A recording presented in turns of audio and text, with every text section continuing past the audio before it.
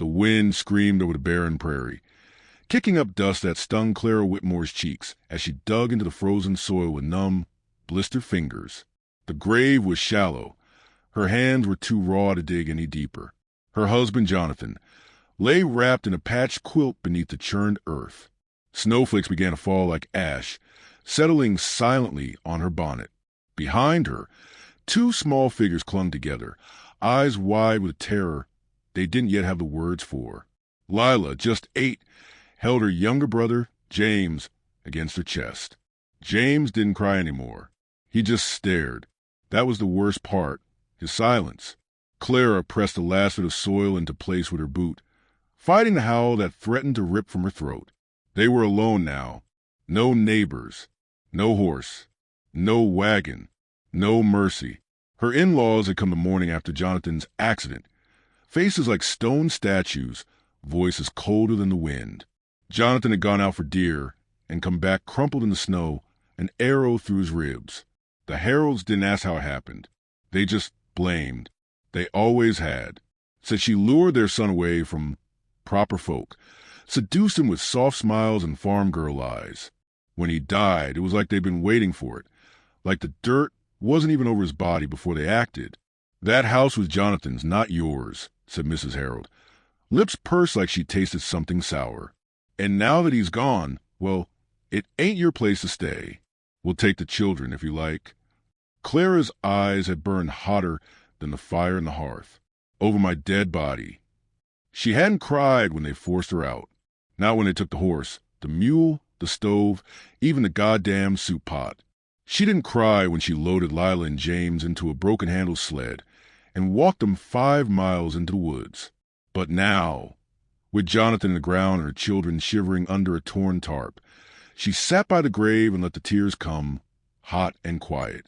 You said we'd be safe, she whispered. You promised me, Jonathan. James coughed behind her, a dry, reedy sound. She turned, dragging her grief back into herself like it weighed 1,000 pounds. Come here, baby, she said, opening her arms. James ran to her. His skin was pale, lips tinged blue, feverish. Not good. Lila stood nearby, fists clenched at her sides. Mama, what are we going to do? Where will we go? Clara wiped her cheeks with the back of her sleeve. We're going to stay right here, just for a little while. I'll keep you warm. I'll find us food. You always say that, Lila muttered, then immediately looked guilty. Sorry, Mama. I'm just scared. I know, honey, Clara said softly. Me too. That night, the cold crept into their bones. Clara wrapped her children in every scrap of cloth they had. She curled her body around them, whispered old lullabies, and tried not to cough. Every branch that snapped outside made her muscles tense. The woods were dark and cruel, and they were nothing more than meat to the animals who roamed them. At sunrise, she left the children sleeping and took Jonathan's old rifle, the only thing the Heralds hadn't thought to steal. The woods were quieter than she liked. No bird song, just wind moving through the trees like a voice too low to understand. Her boots crunched through frostbitten leaves. She searched for squirrel, rabbit, anything, but her hands shook, her aim was off, and the rifle jammed twice. Hours passed. She returned empty-handed, heart sinking. When she neared the clearing, something made her stop. Footprints. Not hers. Too wide, too deep. A man's. Several sets. They circled the tarp shelter. Her breath caught in her throat. She raised a rifle and crept forward. Lila, she hissed. James. No answer. Her heartbeat thundered in her ears. She rounded the shelter and nearly screamed. Lila looked up at her with wide eyes. James lay beside her, pale and sweating.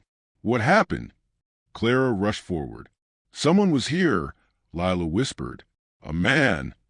Did he touch you? Did he say anything? No, Lila said, shaking her head. He left food. Look. She pointed to a small bundle wrapped in doeskin. Inside were smoked strips of meat and what looked like dried berries. Clara didn't know whether to be relieved or terrified. Did you see him? He was tall, brown shirt, long braid. He didn't smile. Indian. Her heart skipped. Every part of her upbringing screamed danger, but her instincts, the ones that kept her alive this long, told a different story. No blood, no stolen goods, no threats, just food. "Don't touch anything," she said. "Not yet." That night, she sat up with the rifle across her lap, watching the tree lean. Snow began to fall again, heavy and wet. James whimpered in his sleep, his fever climbing. She crushed dried mint into water and forced it into his mouth. It wasn't enough. She couldn't keep this up. They wouldn't survive a week out here. Sometime past midnight, she heard movement, soft, purposeful. She squinted and saw him, a silhouette among the trees. The stranger. He stood still as a shadow, eyes fixed on the shelter. Clara's fingers tightened on the rifle. "Show yourself," she called, voice louder than she meant. He stepped forward, slowly. The snow didn't even crunch under his feet. Tall, broad, hair braided down his back, wrapped in a blanket stitched with red and black symbols. He held his hands open, empty. "I have children," Clara said. "I'll shoot if I have to." He nodded once, as if he understood, then placed something gently on the ground. More meat, herbs, a small carved bird. Then he turned and walked back into the woods without a word. Clara didn't sleep. By morning, James' fever had broken just slightly. The herbs had a strange, bitter smell, but she used them anyway. The carved bird rested beside her son's head. "Did he leave that?" she asked Lila. Her daughter nodded. "I think he's watching over us." Clara stared out at the trees. Maybe. The next night, he came again. This time, she didn't yell. She waited. He sat at a distance on a fallen log, silent, watching the fire. His face was strong, weathered, but not unkind. When she finally spoke, her voice came out hoarse. "Why are you helping us?" He didn't answer right away. "A mother who protects her young," he said quietly. "That's sacred." His voice was like stone and smoke. Deep, calm, no hint of mockery. She stared at him, unable to think of a reply. "I'm Clara," she finally said. "This is Lila and James." He didn't smile, didn't introduce himself, just nodded once, then stood and disappeared into the trees like fog burning off in the morning sun. The next day, Clara caught a rabbit. She dressed it with shaking hands, whispering thanks to whoever still listened. The children ate until their bellies ached, and that night they slept deep and warm. But Clara didn't sleep. She sat by the fire, watching the dark woods, waiting, and when he returned, she didn't raise her rifle. She offered him a place by the fire. He didn't take it, but he stayed closer than before. "Are there others out there?" she asked. He looked into the woods. "Danger? What kind?" His gaze didn't waver. "Men." She thought of the heralds, of what they might do if they found her again, of the way they looked at Lila. "I don't have much," she said, "but thank you for what you've done." "You have your children," he said. "You have more than most." She didn't know whether that was meant to comfort or warn. The fire cracked. Somewhere deep in the forest, a branch snapped. He stood quickly. "What is it?" she whispered. But he was already gone. Just trees. Just wind. Just silence. Except for the lingering sense that something or someone was getting closer. Clara pulled her children closer that night. She stared at the trees until dawn. The rifle never left her hands. Something had shifted. They weren't alone anymore, and that was no comfort at all. The fire crackled as the sky faded from bruised blue to obsidian, stars blooming like frost on a window pane. Clara sat with her back to the log, rifle across her knees, gaze locked on the darkness where the trees clustered close together. The children were asleep, curled beneath the patched blanket that smelled like pine and smoke. The carved bird the stranger had left now rested in James's small hands. He clutched it as if it were the only thing holding him to the earth. She didn't flinch when the man appeared again. One moment, she was alone. The next, he was there, like a shadow that had always been part of the woods, stepping forward into the firelight without ceremony or sound. He didn't speak. Neither did she. He dropped a bundle at her feet, Smoked strips of meat, more herbs, and what looked like tightly bound reeds soaked in something pungent. A salve, maybe. Clara picked it up carefully. "What's in this?" she asked. He crouched beside the fire, not answering for a moment. His eyes were dark as the forest behind him, unreadable. She realized then how young he was, maybe her age, maybe a little older, but his face bore lines not from time, but from memory, wounds that ran deeper than skin.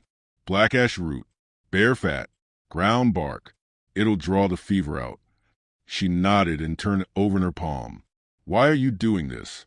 He didn't move, didn't blink. "You're alone, with Young. That is enough." Clara studied him. "You have a name?" "Tokala." She repeated it under her breath. It tasted like wind and snow, a name that belonged to the land itself. "I'm Clara. I know. You've been watching us," she said flatly. He neither confirmed nor denied. Clara looked away, toward her sleeping children. "I thought Indians didn't care for settlers." Tokala finally moved, slowly turning his head to meet her gaze. "We don't care for thieves, killers, liars." He paused. "You are not those things." Clara didn't know what to say to that. The silence stretched, but it wasn't uncomfortable. It was heavy but not cold. Tokala stood again. He never stayed long. As he turned away, she said quietly, "Thank you." He nodded once and vanished into the trees. The salve worked. James's fever began to fade by morning. His skin lost its waxy sheen, and he sat up to drink broth for the first time in days. Clara wept silently behind a tree where her children couldn't see her. The next few days blurred. Tokala came and went like a ghost. He repaired the shelter's lean-to with bark and pine boughs. Left clean water. Once, she caught him tending the snares she'd set too shallow. She watched from a distance as he reset them, more efficient, more precise. She began to trust him. Not fully, not foolishly, but enough. He rarely spoke, but when he did, it mattered. She learned he was Oglala, that he'd once had family near the river, that they were gone now. "How?" she asked. He didn't answer. Sometimes silence told the whole story. One night, Clara heard movement again, different this time. Heavier, cruder. A voice, too loud and slurred, bounced through the trees. "Swear I saw smoke. Over this ridge here." Clara's stomach turned to ice. She crouched low and snatched the rifle. Tokala was already there, stepping from the woods without a sound. "Who?" she started. He raised one finger to his lips. "Two men. Drifters, maybe. Bounty hunters." Their boots crunched twigs and snow, and the sound felt deafening in the still woods. They carried rifles slung over their backs and knives on their hips. One wore a Confederate coat, ragged and unbuttoned, stained at the hem. "Think they're travelers?" the shorter one said. "Might be gold in it, or something worth talking. Woman, maybe." The taller one laughed. Clara's hands clenched. Tokala disappeared again, as if swallowed by the earth. She pulled the children back into the shelter and pressed her body over theirs. The voices grew nearer. Then nothing. No gunshot. No scream. Just the wind. Later, Tokala returned. A faint smudge of blood on his hand. His blade was clean. He didn't speak. "What did you do?" she asked quietly. "They will not return." That was all. She didn't press. That night, she didn't sleep. Not from fear, but because of what she now understood. The world didn't care for justice. Only survival. She looked at Tokala differently after that. He wasn't just some silent wanderer with old pain. He was dangerous. Deliberately so. And he had chosen to use that danger for them. That meant something. The next morning, Clara tried to help him prepare a snare. He didn't stop her, just corrected her gently, showed her the proper knots, how to hide the scent. The children watched from the shelter, bundled in furs Tokala had left folded one morning without a word. "How old are you?" she asked as they worked. 30, he said after a long pause. "I thought maybe younger." He shrugged. "War makes men older than they are." She flinched. "You fought." He didn't look at her. Not for the blue. Not for the gray. "Then who?" For my people. A breeze stirred through the pine trees. It smelled of sap and ice. I'm sorry, she said, unsure if it meant anything. He nodded once, as if that was enough. Later, they sat around the fire. Tokala rarely ate with them, but tonight he did. The children peppered him with questions. What kind of bird he carved, what the stars meant, whether bears really hibernated. He answered them softly, patient as a stone. Lila asked, "Do you have a family?" Clara opened her mouth to stop her, but Tokala didn't flinch. "I did," he said. "Once." "What happened?" James asked. Clara tensed. Tokala looked into the fire, his voice barely audible. "Soldiers came. Burned the winter camp. I was away. Hunting." Neither child spoke after that, but they didn't fear him. James crawled into his lap later, curling like a pup. Tokala didn't move for a long time. Then slowly, he rested a hand on the boy's back. The next day, Clara decided to go to town. "I need supplies," she told Tokala. "Blankets, bullets, flour, and I want answers. The heralds think I'm dead, or they'd have come back." Tokala frowned. "It is not safe. I can't hide forever. Let me go." She shook her head. "No, they need to see I'm not broken. They need to see I'm still here." He didn't argue again, but his jaw was tight as stone. They took the long trail to town.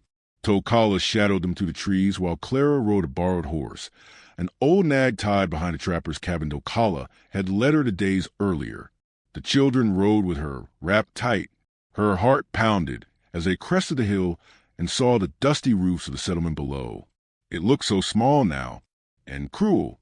The saloon was louder than she remembered. Inside, the heralds were seated like they owned the place, sipping coffee and talking loud. Clara stepped through the swinging doors. The whole room went still. Mrs. Harold dropped her cup. It shattered. "You!" she breathed. "Me," Clara replied coldly. Her eyes scanned the room. Every face twisted with curiosity or shame. No one stepped in. No one welcomed her back. "I'm here to collect my husband's deed," Clara said, "and anything else you stole when you threw me and my children into the snow." Mr. Harold stood. "You got no claim. Jonathan's dead and buried, and you ain't got the right." "I have his name," she snapped. "I have our children, and I have witnesses." He barked a laugh. "Witnesses? Who?" "A bunch of coyotes and trees." "Me," came a low voice. Tokala stepped from the doorway, like a shadow peeling off the wall. The room recoiled. "You bringing Indians into town now?" Harold snarled. "That what you become, Clara?" Tokala didn't speak. Clara stepped forward. "No, I haven't become anything. I've always been this, stronger than you thought. You just never looked close enough to see it." Mrs. Harold hissed through her teeth. "You'll get nothing from us. Nothing but grief." "I already got that," Clara said, "and I survived it." Harold made a move then, just a flick of his wrist toward his hip, but it was enough. Tokala didn't hesitate. He was on him in a flash, slamming the man's wrist against the bar, so hard a bone cracked. Harold screamed. A knife clattered to the floor.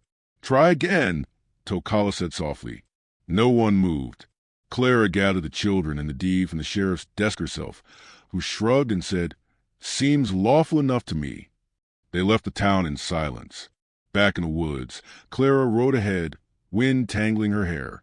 Her heart beat like a drum in her chest, but not from fear, from clarity, from something that felt an awful lot like pride. Later that night, as the fire crackled low and the stars returned, Clara looked over at Tokala. He was sitting quietly, carving another bird. "You didn't have to come into town." "I did," he replied. "You're not alone. Not anymore." She watched him for a long time, then whispered, "I don't know what I'd do without you." He didn't look at her, but his hand stilled. "You wanted to find out." And just like that, she knew the heralds wouldn't be the only ones coming for her. But this time, she wasn't afraid. Clara knew the silence before the storm better than most. It had weight, like the air just before lightning struck. After they returned from town, The forest wrapped around them once again, but it no longer felt like a refuge. The trees whispered rumors, the wind carried warnings, and even the birds seemed cautious in their song. The heralds had seen her alive. Worse, they'd seen her strong. And men like that didn't let things lie. Not when their pride had been wounded in public. Not when a woman, especially one they considered disposable, had bested them with nothing but her backbone and a half-loaded rifle. Clara pretended to settle back into routine. She gathered firewood, tended the snares Tokala had taught her build, and checked James' color each morning like a prayer. But her shoulders remained tight, her nights sleepless. She listened for hooves where there were none. She kept the rifle within reach even when stirring stew. "They'll come," she said to Tokala as they stood by the creek, refilling water skins. "Yes," he said simply. "You think they'll come soon?" Tokala glanced up at the sky. The clouds were swollen with snow, heavy with tension. "Sooner than we want. Later than we're ready for." Clara huffed a breath, dry and humorless. "So, not great." "No." They shared a long silence. Not awkward, just full. "I could run," Clara said. "Take the children, disappear west." "You could. You think I should?" Tokala shook his head. "You never stop running, and they'd never stop hunting." She looked down at her reflection in the creek, warped by the current. Her face had changed, sharper, sterner. She barely recognized the woman staring back. "I'm tired of running. Then we make them stop." She lifted her eyes to his. "How?" Tokala dropped his hand to the tomahawk on his hip. His voice was calm. "We remind them that even wolves can bleed." By nightfall, they'd move camp. Tokala found an abandoned outpost just a half-day's walk north, a derelict structure once used by fur traders. 3 walls, 1 partial roof, and an old chimney that still drew smoke. It wasn't much, but it was better than the open woods. Clara set to work immediately, repairing the gaps with pine boughs and old tarps. The children dragged stones to reinforce the base. Tokala laid traps, some mechanical, some made from bone and sinew. The place turned into a fortress, ragged and quiet, crouched beneath the pines like an old warrior waiting to die with dignity. On the second night, Clara couldn't sleep. She sat beside the fire, oiling her rifle and listening to the wind howl through the cracks. Tokala sat nearby, carving again. "You're always carving," she said softly. "It quiets the ghosts." She nodded, understanding more than she wanted to. "What happened to your family, Tokala?" He paused, then continued carving without looking up. "The cavalry came, looking for a renegade who didn't exist. They called a raid. Burned our winter camp to the ground. I wasn't there. I was tracking elk." Clara swallowed hard. "I came back to ashes. Found my sister. She died trying to shield our mother." His voice didn't break. It didn't need to. The words were already scorched. "I'm sorry," she whispered. He nodded once. For a long time, neither of them spoke. Then Tokala looked at her, eyes gleaming in the firelight. "You fight for your young. That's something sacred." Clara stared at the flames. "It doesn't feel sacred. It feels like drowning." "Sometimes they're the same." The next morning, hoofbeats rolled across the earth like distant thunder. Clara was gathering snow in a bucket when she heard it. Her spine went rigid. She turned slowly, eyes sweeping the woods. Nothing yet, but it was coming. She ran back to the outpost. "They're here," she said breathlessly. Tokala didn't ask how she knew. He just handed her the rifle. They crouched together behind the low wall, children hidden in the back beneath a pile of firewood. 5 riders emerged from the trees. All heralds. The patriarch, Benjamin Harold, rode in the lead, gray hair, thick beard, rifle across his saddle. His 2 sons flanked him, both mean-eyed and slow in the mouth, the kind of men who found power in cruelty. The last 2 were hired guns, strangers with twitchy hands and too many weapons. "Well," Benjamin called out, voice like gravel under boot, "if it ain't the prodigal whore.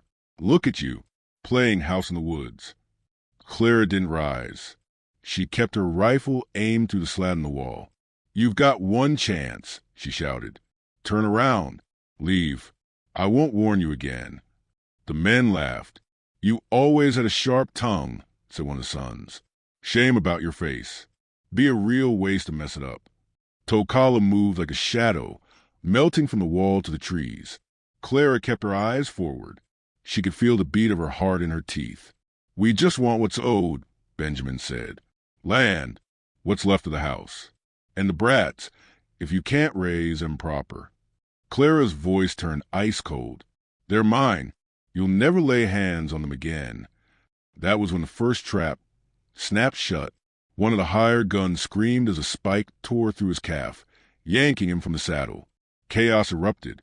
Tokala lunged from the tree lean, tomahawk flashing silver in the morning light. He struck one of the sons in the throat before his rifle left its sling. The man dropped like a sack of grain. Gunfire exploded. Clara ducked, fired once, reloaded with trembling hands. Her shot caught the second hired gun in the shoulder. He howled, stumbled, then took another in the gut before disappearing behind a log. Benjamin roared and fired wildly, bullets tearing into the outpost walls. Stay down! Clara screamed to the children. One of the horses bucked and fled. The son, still on his feet, charged toward the shelter, shotgun raised. Clara waited until he was close, too close, then rose and fired point blank. His body hit the snow and didn't move. Smoke stung her eyes. The smell of blood and black powder filled her nostrils. Tokala circled like a wolf, stalking the last wounded man. Benjamin was alone now, breath ragged, rage written across every wrinkle of his face. He turned his rifle toward Clara, and then Tokala was there. He slammed into the old man like a storm, dragging him from a horse. The two tumbled through the snow, grappling like animals. Benjamin's blade flashed, caught Tokala in the side. Blood welled dark and hot. But Tokala didn't falter. He pinned the man, tomahawk poised. Clara shouted, "Wait!" Tokala froze. Benjamin sneered up at her, blood on his lips. "You gonna let your red devil kill me, girl? That what you become?" Clara stepped closer, rifle still in hand. "No," she said. "I'm not going to let him kill you." Benjamin's eyes lit up. Triumph. She lifted her rifle. "I am." The shot echoed through the woods. When the smoke cleared, Benjamin Harrell was still. Snow settled over him like a shroud. Clara's hands trembled, but she didn't lower the gun until Tokala gently touched her wrist. "It's over," he said. She looked around at the bodies, the quiet. "For now," she replied. They buried the dead without ceremony. Tokala bled through the bandages, face pale but composed. Clara helped him sit by the fire. Lila brought him a cup of warm broth without a word. James sat curled beside him, resting his head against Tokala's side. That night, as the wind softened and the stars returned, Clara stared into the flames. "You think they'll send more?" she asked. "Maybe. I'm not scared anymore." Tokala looked at her. "You never were." She shook her head. "I was. All the time. I just couldn't afford to show it." He smiled and, barely, but it was there. "You did well." Clara laughed. "A dry, breathless thing. I shot man today." "You protected your own. That's a sacred thing." She turned her eyes to him. "You keep saying that." "Because it's true." The fire crackled between them. The children slept. The woods had gone still. Clara leaned back against a log, the rifle resting beside her, and felt something she hadn't known in months. Not safety. Not quite. But peace. For now. And that was enough. The snows came heavier after the fight. Thick blankets draped over pine branches, silencing the forest, muting the world into a hush that felt almost holy.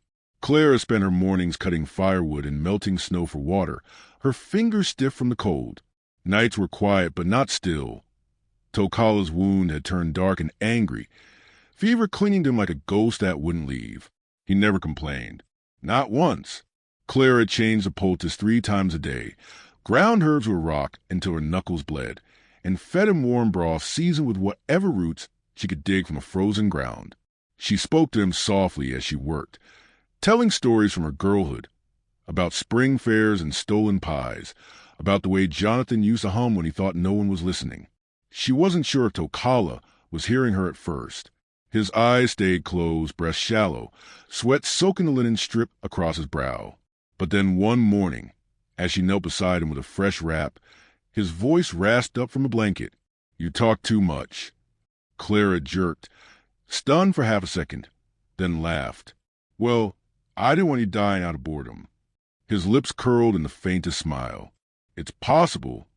"You're lucky I like you," she muttered, tying the bandage gently.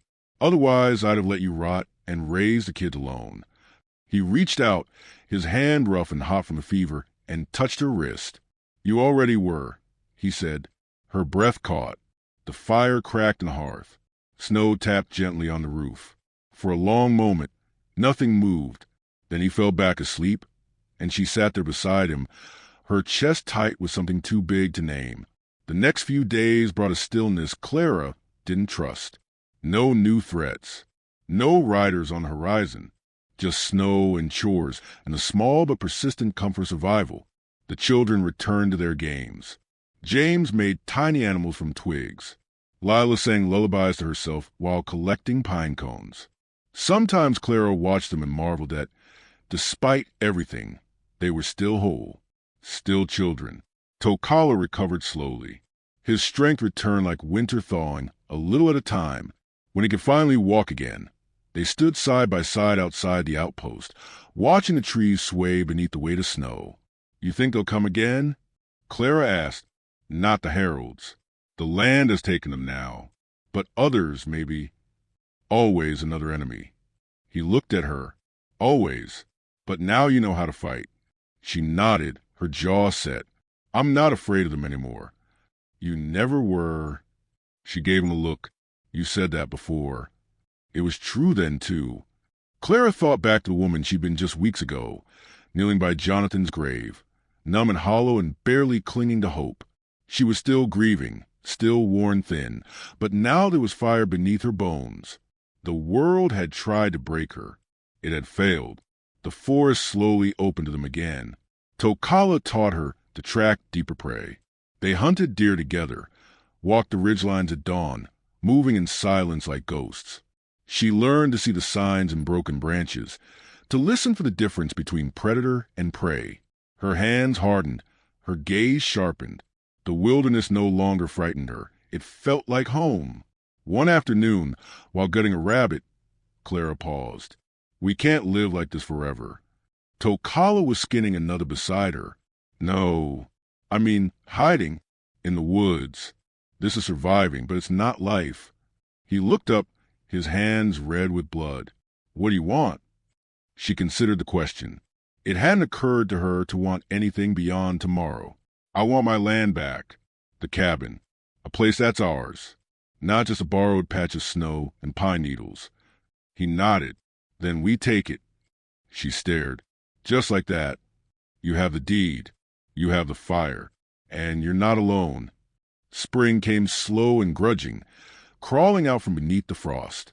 The children's laughter returned in bursts, and Clara's strength grew with each sunrise. When the snow finally began to melt, revealing the broken stumps of their old homestead, they returned. The cabin had been stripped down by scavengers. No roof, a half-burnt wall, doors hanging loose on broken hinges. But Clara stood on the porch, looking over the land, and saw more than what was missing. She saw what could be. They worked side by side for weeks. Clara chopped lumber, while Tokala dug post holes. Lila helped patch the roof with fresh-cut boards, and James delighted in finding nails with his small hammer. Every strike a declaration of defiance against the winter that tried to kill them. The land belonged to her now, not by law, though the deed said so, but by blood and sacrifice. She had defended it with everything she had, and now she would build something better on top of the ashes. One evening, Clara sat on the front step, brushing sawdust off her skirt as the sun dipped low.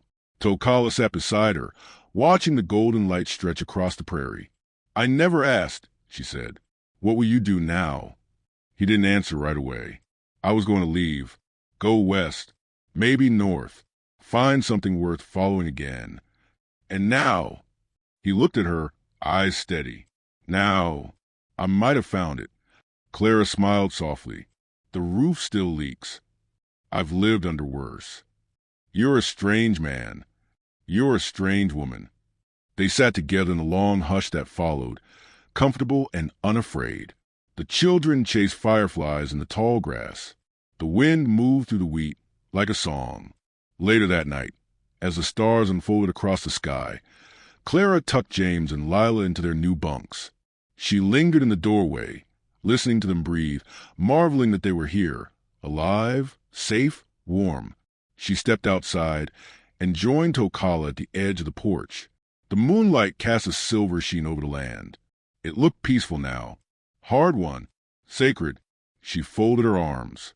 You think we'll be left alone now? Doubt it, he said with a dry chuckle. I suppose peace was never part of the deal. No, Tokala said, but strength was. They stood together in silence, listening to the distant howl of a coyote. Eventually, Clara turned to him. I couldn't have done this without you. Tokala met her eyes. You did more than you know. A shooting star arced across the sky, bright and brief. She didn't make a wish. She didn't need to. She already had what she'd fought for, her land, her children, her strength, and someone who saw it all and stayed. As dawn broke across the prairie, Clara stepped into her cabin in her home, and for the first time in a long while, she felt like she wasn't merely surviving. She was living, and that made all the difference.